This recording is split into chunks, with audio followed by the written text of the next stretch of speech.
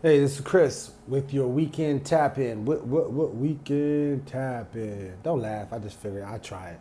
Anyway, trigger warning.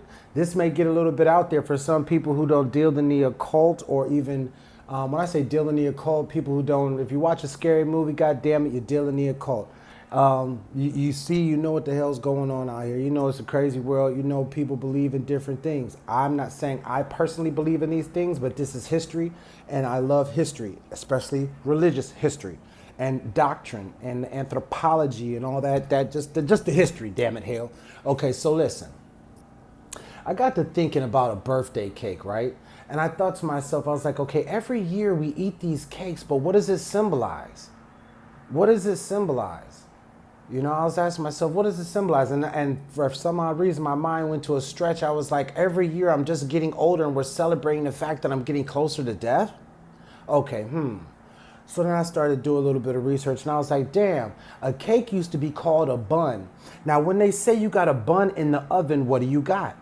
You got a baby, right? Now, this even goes back to when the queen said, let them eat cake. Now, I don't know if she meant let them eat cake like cake you would make, or was she saying, I don't care if they eat their own children, let them starve?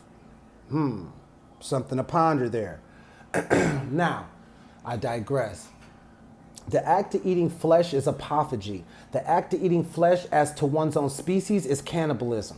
So, as I was saying, like I said, I digress. I just want to throw that in there.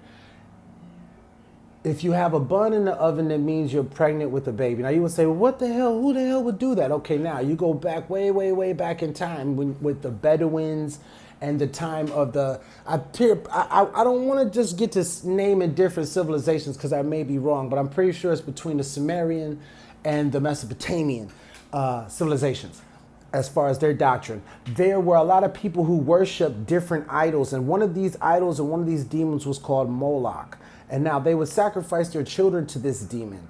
And when they would sacrifice a children demon, they would get this type of wealth. They would get, so some would get magical power, whatever the fuck they think they're getting. That's what they thought they was getting, which is crazy as hell.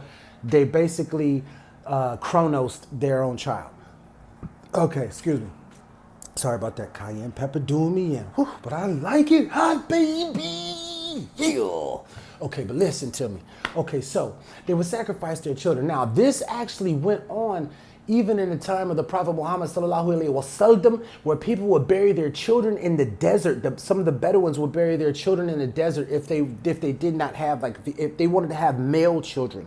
A lot of times they would take their live female young and they would bury them in the desert. The same as sticking your child in an oven, because what? The desert is hot as hell. You're baking it. Okay, look. So now, if you follow, so you got that big aspect of it right there. To sacrifice one's child is Moloch worship. Okay, boom. So that shit is obscure, and there's a whole, listen, there's books about that shit, not books about how to, because that's just fucking out of here. Just weird.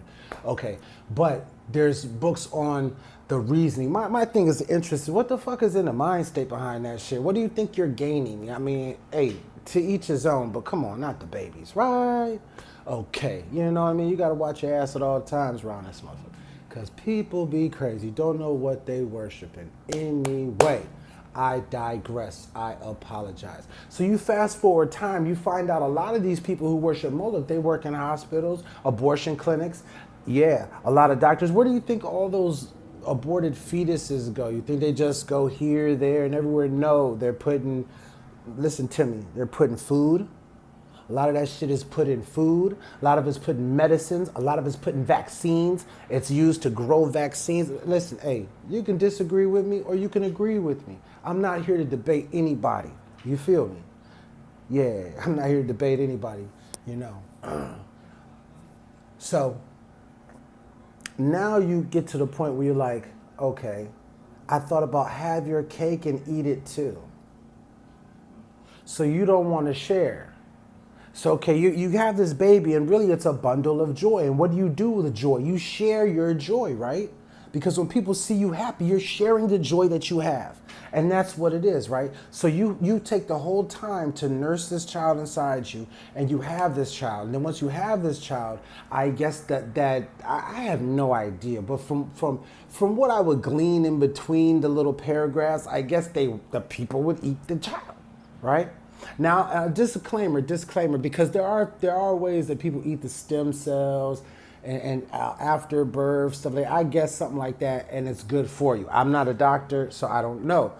I'll do some more research on that. I'm just talking about this one aspect that all leads to why these two things. Why people say, I want my cake and eat it too, and at the same time, what the fuck is with a damn birthday cake? Why not a birthday float? Why not just happy birthday? So anyway, so I guess at that time the woman would have the baby. She'd have that. Now by ingesting her own child. Now look, and that's not something that hasn't been done throughout time. Because if you look up Kronos, he supposedly ate his own child. Do you understand what I'm saying? 555.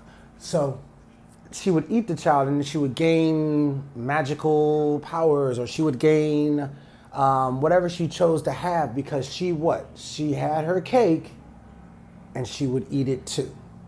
All right. So, hey, I know it was a bit off the wall. It was a bit dramatic, but man, I had to get that out of my head. Hey, it's Chris for On Purpose. Remember, the weekend tapping is just a walk inside my mind, you know? Don't judge me. Whatever you find, you can keep it or leave it for the next person. Hey, I love y'all, man. On purpose. I'm gone.